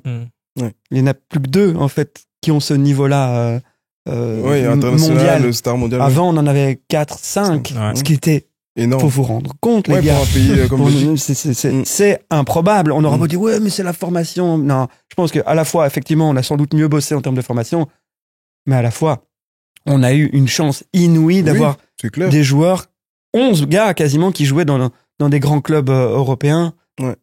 Pas en Europe, dans des grands clubs européens en même temps. Ça n'arrivera sans doute plus jamais. En tout cas, moi, de mon vivant. Mais après, tu vois. Peut-être vous. Moi, je trouve ça problématique qu'on parle quand même de chance dans la mesure où t'as des pays quand même comme le Portugal ou même, le Portugal, par exemple, qui n'est pas un grand pays et qui réussit quand même chaque année à pourvoir des gros talents de ce niveau-là. Même les Pays-Bas. Les Pays-Bas, ils sont un peu plus nombreux que nous. Mais c'est vrai, mais les Pays-Bas, depuis 10 ans, ils sont moins forts que nous, En équipe nationale, En équipe nationale, ils ont fait des moins bons résultats. Oui, c'est vrai. C'est un fait. Je sens. Non, mais voilà. Mais dans l'histoire, ils sont meilleurs que nous, ça, je suis d'accord. Et le Portugal, effectivement. Mais je pense que c'est une exception. Le Portugal, c'est là aussi, le foot est une religion encore beaucoup plus que chez nous. Et j'irais pas qu'il n'y a pas d'autres sports au Portugal, mais si tu vas au Portugal, tu te rendras compte qu'au-delà du foot, tu regarderas les JO. C'est un pays de football. Nous, on a un pays de football pour toi? D'ailleurs, voilà, c'est une bonne question. Parce qu'on l'a posé à Guillaume Gauthier. On a un demi-pays de football, je dirais. Ça reste le sport national. Mais c'est pas une religion en Belgique. Il y a rien, en fait, je pense qu'il y a rien qui est une religion en Belgique. On a un pays comme ça. On a un pays où on est pépère, tranquille. On n'a pas une immense fierté nationale qui, je pense, si tu reviens sur pourquoi, peut-être la question suivante, pourquoi on n'a rien gagné. Je pense que les quelques pourcentages qui nous ont manqué pour gagner un titre, peut-être qu'ils viennent de là. Peut-être qu'ils viennent de... Entièrement d'accord. Tu regardes l'hymne national de l'Italie. T'as envie d'être italien, bordel. Tu vois? Tu regardes l'hymne national belge, tu dis, il y a des paroles dans... Sauf qui? Tiens, les hockeyeurs. Ah tiens, et ils ont tout gagné. Donc voilà. Je dis pas que si tu chantes l'hymne national, tu vas être champion du monde ou champion d'Europe. Mais parfois, ça se joue à quelques pourcentages et peut-être que c'est à chercher sur cette piste-là. Et le Portugal, je pense je sais que Martinez, sur ce très sûr, a dit ça à quelqu'un que je connais très bien, c'est que la différence qu'il a vraiment remarqué entre la Belgique et le Portugal, c'est ça. C'est qu'il est arrivé là, il a vu que des joueurs qui avaient envie de gagner pour leur pays, il dit c'est incroyable, des compétiteurs qui disent moi je vais arracher. Chez nous, ils avaient envie de gagner pour leur pays, mais il manquait peut-être, tu vois, l'amour absolu de ma Belgique. Ouais, c'est plus que tout. Il y a quelques joueurs. Lukaku, il est comme ça, je suis sûr. Lukaku, c'est un joueur, son rêve absolu. Un jour, je suis allé faire un reportage avec Vincent Vanache, le gardien de l'équipe nationale de hockey, au Centre national de Tubize pour faire une interview croisée avec Thibaut Courtois. Il avait ramené sa médaille d'or. On a croisé Romelu, qui a touché la médaille. Il fait, c'est à gagner pour mon pays. Et ça, j'ai senti qu'il avait de l'émotion en disant, et qu'il avait de la sincérité en disant, et que lui, voilà, c'est pour ça peut-être qu'il se met parfois un peu trop de pression, tellement il veut montrer que gagner avec la Belgique, c'est son rêve absolu. Mais tous ne sont pas complètement comme ça dans l'équipe nationale. Mais est-ce que c'est pas aussi dû à notre... Je trouve que parfois, et c'est tout le monde, les supporters et la presse, on est peut-être parfois un peu trop gentils. Qu'est-ce que tu en penses? J'ai l'impression que, par exemple, à 3e place, parlons de 2018, où on est certes meilleur que la France, mais j'ai trouvé la presse très gentille. Même meilleur, c'est pas vraiment le mot que moi j'emploierais. Ouais, on peut rediscuter du match. Quoi, moi, on est plus voilà, on est j'ai plus trouvé joueur, que dans la première demi-heure, on était meilleur qu'eux. Dans la dernière heure, ils étaient meilleurs que nous. Voilà. Pas tellement qu'ils nous ont marché dessus, mais en fait, ils ont géré le match pendant la dernière heure. T'as compris qu'on marquerait jamais, quoi. Ouais. Oui, c'est ça, mais... Tu mettais Marouane dans le rectangle, tu balançais. Mais moi, je pense que le même match qui arrive, ça se passe en France ou ailleurs, on les tue pas parce que ça reste que du football, mais ils se font aussi critiquer. Alors qu'ici, on a dit, ah, mais finalement, on a été meilleur, etc. Et on a parlé que de Sumbel, etc. Mais je trouve qu'il n'y a pas eu une critique vraiment constructive qui, comme tu le dis ici, tu le dis toi-même, tu dis, oui, parfois on manque ce sentiment de fierté. Et moi, je trouve que parfois on manque cet effet un peu plus critique. Ouais, on peut aussi dire que, enfin, moi, je suis désolé, j'adore Eden Hazard. Pour moi, c'est le meilleur joueur au niveau de talent de l'histoire des Diables Rouges. Mais moi, je reste persuadé que un joueur qui termine comme ça sa carrière, c'est aussi à l'image de la mentalité belge. Ouais, mais je pense que ça lui correspond très très fort. Sa fin de carrière est à l'image de qui il est. Mais parfois, j'ai l'impression qu'on peut pas critiquer ça. Ici en Belgique, j'ai l'impression que comme c'est Eden Hazard et que il a tellement été fort. Non, je pense. Ouais, je trouve la presse très très gentille. Moi, je pense que aussi, il faut respecter le choix des joueurs. Oui. Ça a été dit. Il a commis une grosse erreur. Oui. Il le sait. Il est arrivé sa première année. Tu t'arrives pas au Real Madrid, le plus grand club du monde. J'ai dit plus grand club du monde. T'as noté. Je sais bien noté, on va le garder celui-là. Mais t'arrives pas là en claquettes chaussettes, quoi. Oui. C'est une image. Oui, mais, bien sûr. Voilà. Et moi, il m'avait dit, ouais, mais moi, c'est comme d'hab. J'ai toujours fait ça à Chelsea. Mais à Chelsea, c'était déjà le roi du monde, en fait. Eden. Faut pas dire ça ici parce que je suis fan de Chelsea et souvent il aime dire que c'est pas le même niveau de pression. Bah, c'est vrai, c'est pas le même niveau de pression. Bah oui. Et je pense qu'ils s'en est pas rendu compte. Mais c'est ça où ils savaient pas vraiment. C'était le club de ses rêves en plus. Et donc, voilà. Mais c'est aussi, tout est complexe. Qu'est-ce qui a rendu pour moi, c'est mon avis, rendu Eden si fort, au-delà de son talent, ses aptitudes techniques, son sens du jeu, tout ça, hop. Pour moi, c'est son insouciance. Chaque match qu'il jouait, il jouait dans son jardin à Brenne, en fait. Et son insouciance, elle lui a permis de jouer tous les matchs quand il était en forme, sans se poser de questions, sans pression, prenait la balle, hop. Et de l'insouciance, on peut l'avoir, mais tout en restant... je vais pas dire focus parce mais qu'est-ce qui lui a coûté la fin de sa carrière? Son insouciance. Voilà, c'est profondément lui, en fait. Mais je pense alors, il a commis une erreur, après, et c'est sa carrière. Il a foutu en l'air les 3-4 dernières de sa carrière. J'adore Eden, c'était mon joueur préféré. Je le dis sans problème. Tout ça, on est tous d'accord. Ouais. Non, il a foutu en l'air les 3-4 dernières années de sa carrière. Il le sait. Ça part de là, de son surpoids. Après, pour avoir regardé, pour te dire comme j'aime Eden Hazard, j'étais presque devenu supporter du Real. Ouais, quand il était sur le terrain, j'avais encore envie de revoir le Eden qu'on a tous adoré à Chelsea, mon équipe nationale. Et à un moment donné, si tu as suivi tous les matchs du Real, il redevenait le Eden de Chelsea. Ok, ça a pris du temps à cause de son surpoids, de ses blessures. Et puis, Meunier l'a taclé. Et si tu reprends vraiment les 3-4 matchs avant le tac de Meunier, là tu dis Eden est de nouveau le meilleur joueur du Real. Et comment tu disais les supporters, c'était c'est ça le joueur qu'on a acheté plus de 100 millions. Ah, c'est ça. Ok, super. Le numéro 7, il le mérite. Et puis après, cette cheville en vrac, c'est fini. Et après, on a fait un amalgame aussi entre son surpoids, sa première saison, et le fait qu'il n'ait jamais retrouvé après. Mais sa cheville était morte, en fait. Hein. Elle a été mal soignée, ça a traîné. Et puis après, c'est fini. C'est fini.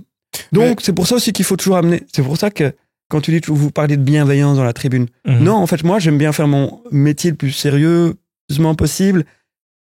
Et en fait, je suis un militant, mais je suis un militant de la nuance. C'est-à-dire que chaque situation, elle peut être expliquée par un mélange de choses. C'est ça la nuance, en fait. Et parfois, je trouve que dans le foot, on manque de nuance, mais dans beaucoup de domaines, là, on sort des élections, ça manque un peu de nuance quand même, tout ça. Non, mais c'est vrai. C'est ça, en fait, analyser une carrière, un match de foot.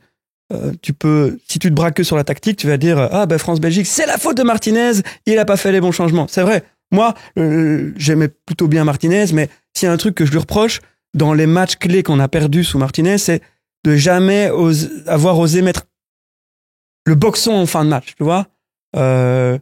Faire rentrer et jouer du power foot contre la France, à un moment il fallait changer les choses. Moi, je voulais encore très proprement arriver au rectangle. Non, je pense souvent que si Nainggolan était là, on perd pas ce match. Ouais, mais je pense que Nainggolan, là aussi, il faut amener la nuance. Tu penses bien que si tout le monde le voulait en équipe nationale, mais si tu regardes sa carrière, il a plus jamais joué dans un club non plus à ce moment-là. C'est qu'à un moment donné, si tu as un problème dans tous les clubs ou avec tous les coachs, c'est que le problème c'est toi. Tu vois. Et donc je pense que on sait pas tout ce qui se passe non plus dans un vestiaire. Et Radja était déjà dans une phase ascendante et peut-être plus assez concerné par son métier.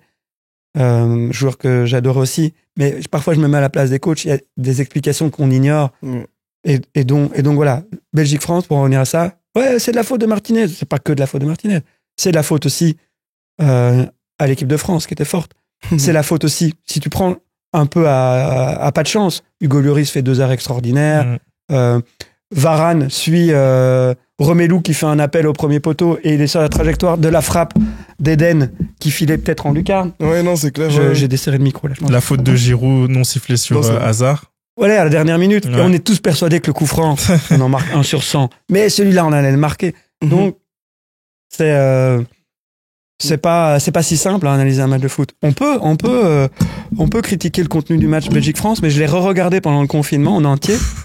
On avait que ça à faire. Et je me suis dit, cette première demi-heure, on était bon quand même.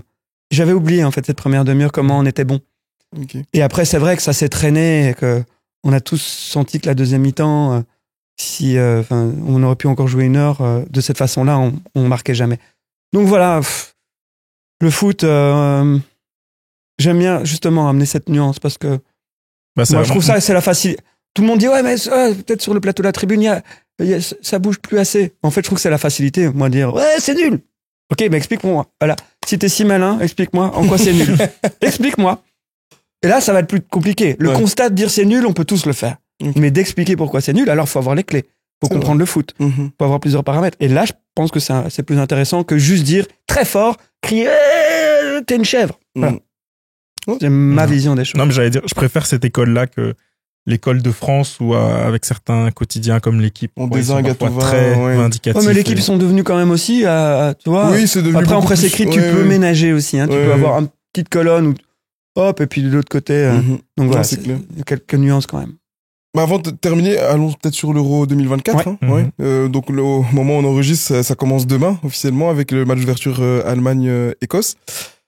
Avant de parler des Diables, parlons de ce qui intéresse beaucoup de Belges, c'est le cas Tedesco Courtois. Ouais.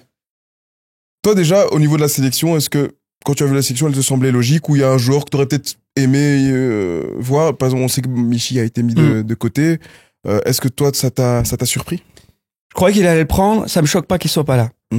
On a l'habitude qu'il soit là, mais je pense dans la tête de Tedesco, Openda est passé devant. Devant, clairement, ouais. Et dans les compétitions précédentes, Coupe du Monde, Euro, Michi était le backup de Romelu. Ça m'aurait pas choqué qu'ils le prennent, mais ça me choque pas qu'ils le prennent pas. Je pense pas que ça va révolutionner notre compétition. Il y a un joueur que j'aurais aimé voir, c'est Salemakers. Okay. Tout à fait d'accord. Parce que lui, et j'en reviens aux fins de match, Belgique-France, Belgique-Italie, qu'on perd sous Martinez à l'Euro, où pour moi il manque ce grain de folie. Alexis, lui, il représente pour moi le grain de folie. Ouais, il réfléchit pas, lui, il y va. L'insouciance. Tu vois, d'Eden, Alexis, il a un peu ça. Prend le ballon, il va tenter un nouveau geste technique, et il va mettre le boxon dans chez l'équipe adverse. Et moi, cette incertitude-là chez l'adversaire, je trouve qu'elle est précieuse et qu'on manque un petit peu ce type de joueur-là, même si tu vas me dire Doku, Luke Bakayoko sont des dribbleurs, mais pas du style d'Alexis. Ils sont des dribbleurs scolaires pour moi. Tu vois, ils vont quand même souvent essayer de faire la même chose dans leur 1 contre 1. Alexis, moi, je sais jamais s'il va à l'extérieur, intérieur. Voilà, je trouve qu'il a une palette intéressante. De polyvalence, parce que c'est pas seulement le grain de folie. Moi, c'est surtout pour ça que je comprends pas trop, parce qu'on sait le problème qu'il y a sur les côtés. Meunier, on sait pas encore trop, mais même malgré ça, Tedesco a déjà dit qu'il n'appellera personne au cas où Meunier déclare forfait. Donc je sais pas, peut-être qu'à nouveau il y a des choses. Après, je pense qu'Alexis il a plus du tout joué arrière droit, par exemple. Cette saison, il était plutôt ailier gauche. C'est vrai. Donc, mais ça me semble bizarre que la meilleure saison de sa carrière, parce qu'avec Bologne, ils sont quand même terminés 3e, ils sont qualifiés en Ligue des Champions. Ils sont pas appelés. Moi, ça me semble vraiment, c'est dommage pour lui. Je suis déçu parce que j'aurais aimé le voir dans cette sélection, et puis il peut jouer un peu à gauche, un peu à droite, il peut jouer devant, derrière. Donc je pense vraiment et surtout, il s'inscrit dans ce que Tedesco demande dans son système. Donc oui, c'était aussi ma petite, Après, je sais pas, moi je l'aime bien, Alexis, c'est un chouette gars en plus, mais peut-être que c'est peut-être autre chose, de nouveau, des choses qu'on ignore, peut-être dans la vie de groupe. Tedesco aime moins ce profil-là. Je dis pas qu'il se comporte mal, c'est pas ça que je dis, mais voilà, les entraîneurs, ils ont aussi ça, parfois, leur facilité à gérer un groupe. Il y a 11 mecs qui jouent, 3-4 qui vont rentrer, et il y en a 10 qui vont regarder. Et ça, pendant un mois, je pense que c'est Phil Jackson qui disait ça en basket.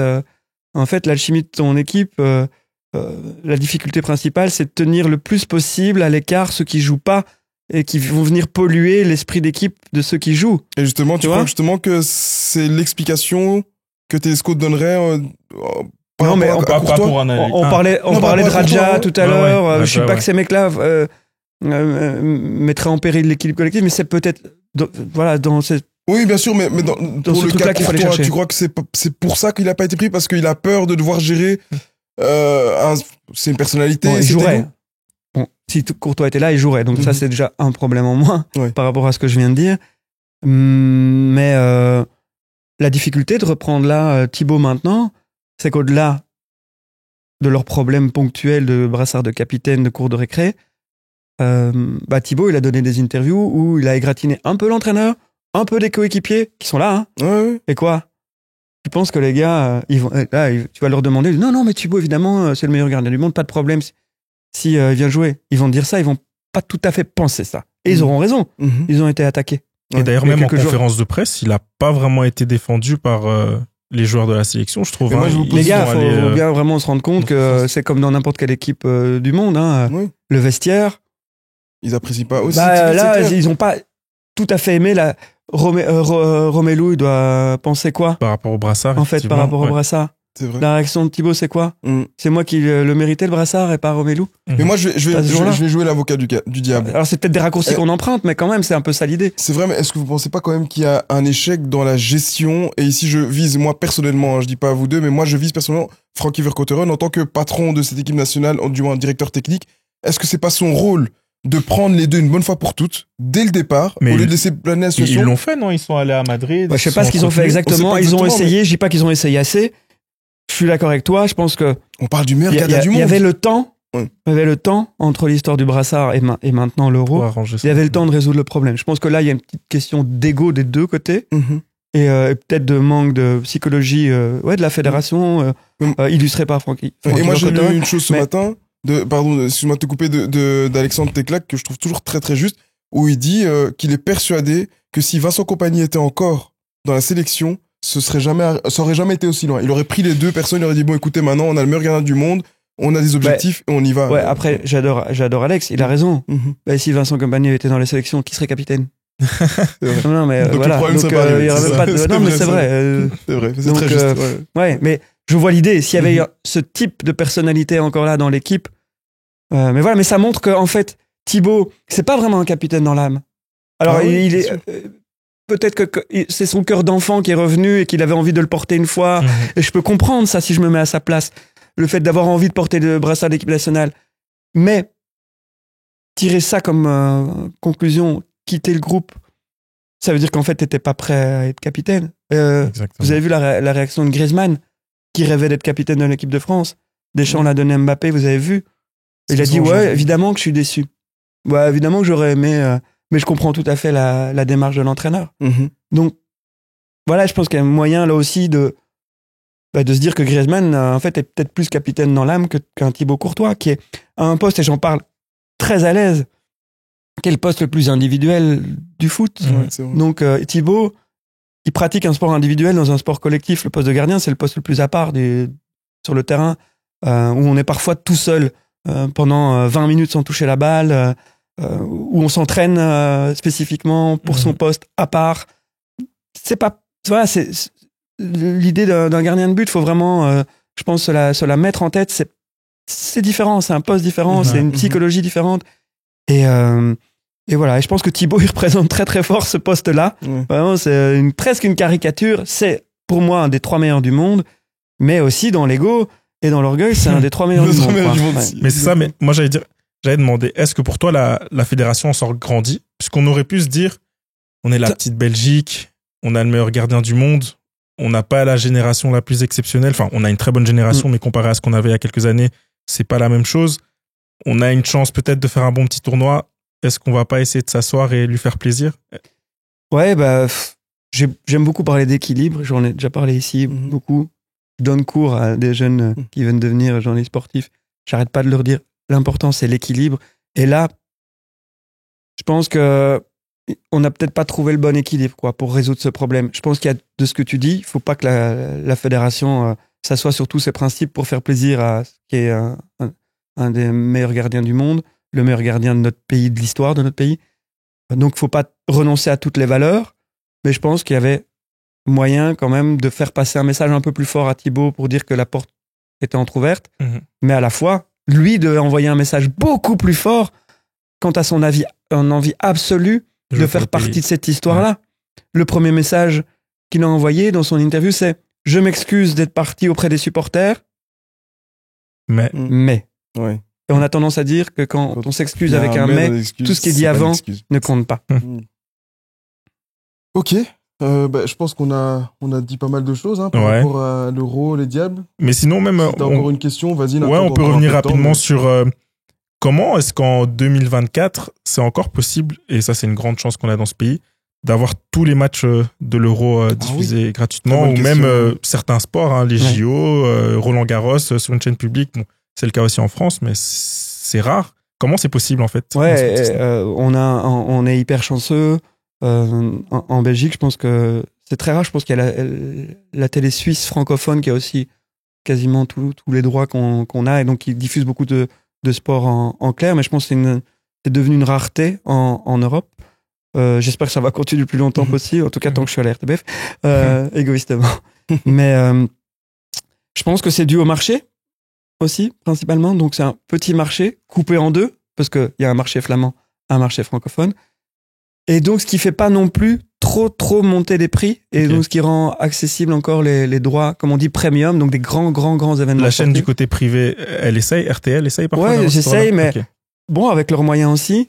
Et alors, il y a aussi un décret, il y a aussi un décret politique qui dit que les plus grands événements sportifs, je pense qu'il y a une liste, je l'ai pas en tête, doivent être diffusés en clair, accessibles. Donc ça peut être RTL ou la RTBF, donc au plus grand nombre. Donc ça nous protège aussi. Je dis, nous, les Belges francophones, on va d'avoir un maximum de grands événements en direct à la télé. Et puis c'est vrai qu'ici, on enchaîne Roland Garros, les championnats d'Europe d'athlétisme qui viennent d'être un énorme succès.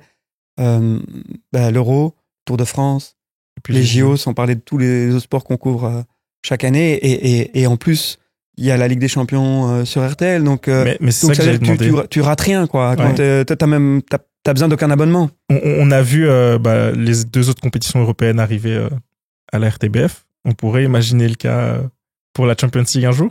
C'est trop cher. Je pense que c'est très très difficile maintenant de tout avoir. C'est très cher quand même. Ça reste très cher, ces droits-là. Donc là, c'est une sorte d'équilibre. Voilà, tu vois, je retrouve le mot d'équilibre. Et après, ils vont essayer sans doute, RTL va essayer sans doute d'en avoir plus. Et s'ils obtiennent quelque chose à gauche, nous repartira peut-être à droite. Tout ça, c'est des négociations permanentes. C'est pas mon boulot.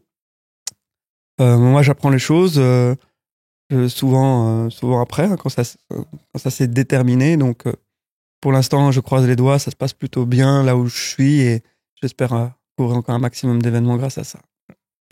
Eh ben, c'est très bien. C'est ce qu'on te souhaite en tout cas. Avant de terminer, j'ai 3 petites questions très rapides. Tu peux choisir. David Goffin qui gagne un grand chelem ou les Diables qui sont champions d'Europe?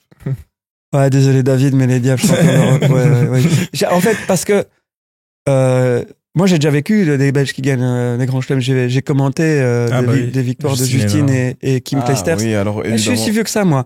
Donc, comme je couvre le tennis, j'ai commenté certaines des plus grandes victoires des Belges. Donc, ça, j'ai déjà vécu. Ah, ok. Le sportif belge que tu as, ou la sportive belge que tu as le plus admiré? Justine, je pense. Justine? Ouais. Pourquoi? Parce que cette force qu'elle dégageait, le contraste parfois avec ses adversaires, l'intelligence de jeu, la façon dont finalement elle a amené ses adversaires là où elle le souhaitait pour gagner tous les plus grands titres, sauf Wimbledon où elle n'a fait que 2 finales. Je le rappelle, vous imaginez. Ouais, c'est incroyable. On parlait parfois de dire que on n'a plus la génération dorée en foot, mais voilà, il faut encore se souvenir qu'il fallait profiter de ce moment-là parce que ça n'arrivera peut-être plus jamais. Justine, je me rappelle, en 2006, elle fait les 4 finales de Grand Chelem. Incroyable. 4 finales de Grand Chelem, mais elle ne gagne que Roland Garros. Ouais. Et en fait, les gens disent quoi sur les réseaux sociaux, là où tu dis, elle perd quand même toujours en finale. Vous imaginez ça? Comme on est parfois difficile avec nos sportifs. Donc, voilà, moi, Justine, c'est quand même prodigieux. Tu l'as croisée là-bas, à Roland Garros? Ouais, je la crois souvent. Okay. Ouais. Et au niveau international, est-ce que tu as un modèle, tout sport confondu? Je vais peut-être rester dans le tennis avec Federer. Ah oui. Qui était d'ailleurs, je vais te demander si c'était Djoko, Nadal ou Federer. Ouais, plutôt de nouveau, tu vois, moi, c'est plutôt le style de jeu qui me plaît. Voilà, j'étais fan de Stéphane Edberg. Vous irez voir. J'ai tapé. Désolé, il faisait du service volé tout le temps. Service volé, exactement. Voilà, et donc, voilà, la filiation, c'était plutôt Federer. Ok. Et ton modèle en tant que journaliste? J'ai essayé de picorer. Je te dis, moi, j'ai été bercé au son de Roger Laboureur, Franck Bodonc, Michel Lecomte. Voilà, c'est ceux-là qui m'ont bercé, qui m'ont donné envie de faire ce métier. Donc, j'essaie de picorer un petit peu. J'écoute aussi un peu les autres pays, comment ça se fait, mais je pense qu'il faut pour être plutôt bien, juste dans le ton qu'on utilise, je pense qu'il faut être assez naturel. Pour rester quand même globalement soi-même. Imiter les autres, c'est jamais super bon signe. Benjamin, merci. Ouais, en tout cas, avec grand plaisir. C'est déjà fini? Ah non, encore une. Vas-y. Une dernière, tu serais content avec quel résultat en dehors de la victoire pour les Diables Rouges? Moi, je pense que s'ils passent l'écart, c'est vraiment bien. Hein. Donc, une demi, c'est déjà super. Moi, j'ai jamais connu une demi-finale des Belges à l'Euro de ma vie, si ce n'est en 80, mais j'avais 3 ans, donc je m'en souviens pas. Donc, une demi-finale à l'Euro, on a très peu participé à l'Euro, parce qu'avant, l'Euro, c'était 4, puis 8 équipes, puis 16. Maintenant, c'est 24. Donc, 24 équipes, tout le monde y est presque. C'est l'Euro 2000, dont je me souviens. L'Euro 2000. J'avais 8 ans, mais sinon... mais on était chez nous, on passe pas les poules. Sinon, ça était ici. Ça a rarement bien fonctionné, l'Euro pour les Belges, donc une demi, ce serait quand même avec ce groupe-là, régénéré, rafraîchi, avec un peu moins de grand talent, ce serait déjà super. D'ailleurs, on oublie souvent que l'Euro 2000, c'était ici. Hein. Enfin, en France et ici, je crois. Non, Pays-Bas. Ah oui, ouais. Ce serait bien qu'un jour on puisse accueillir encore ce genre de... Avec quel T'as des adresses pour construire un stade? Il faudrait peut-être qu'on ait déjà un stade national correct, mais bon. Rapidement, puisque Nathan a pu poser une question additionnelle, moi j'en ai encore une, c'était les pronos. D'ailleurs, le premier match contre la Slovaquie qui arrive lundi, 17 lundi. Et donc ça va être diffusé, j'imagine, après le match, donc on va pouvoir dire... Voilà, exactement. Je pense qu'on va faire 9 sur 9 en poule. Ah ouais? Ouais. Moi, et tu donnerais quel score alors, Belgique-Slovaquie? 2-0. Attends. 3-1. Je pense que la défense est trop poreuse, donc on risque. Deuxième match, Roumanie 3-0. 3-0. Là, je suis hyper optimiste. Ouais, 2-0. Ouais, là, je joue aussi 3-0. Mais face à l'Ukraine, par contre, ouais. L'Ukraine, moi, je vois 1-1. Parce que l'Ukraine, ils aiment bien rendre la vie compliquée. Ouais, c'est ça. Mais moi, je disais 9 sur 9. L'Ukraine, ce sera... Ce qu'on va faire tourner aussi, c'est un match nul, c'est pas si mal, quoi. Ouais. Okay, ouais. Si mal. Mais un petit 1-0 ou 1-1, effectivement, ça sera un truc du genre. Ok. Meilleur buteur de l'Euro Lukaku. Harry Kane. Mbappé. Mbappé. Ouais. Ok. Toi Harry Kane. Harry Kane. Ouais. Ce sera un des deux, c'est sûr. Mm-hmm. Ou Romelu. Ou lui, mais pour moi, c'est complètement subjectif. Ce sera Mbappé ou... Ouais. C'est complètement subjectif et j'espère que ce sera Cristiano Ronaldo, juste pour la petite histoire. Parce que... Possible aussi. Ouais, je sens revanchard. Ouais, parce que le Portugal, ils sont forts. Hein. Exactement. Et dernière question, meilleur gardien de l'Euro, puisque c'était annoncé hier. Thibaut Courtois. Non, meilleur gardien de l'Euro.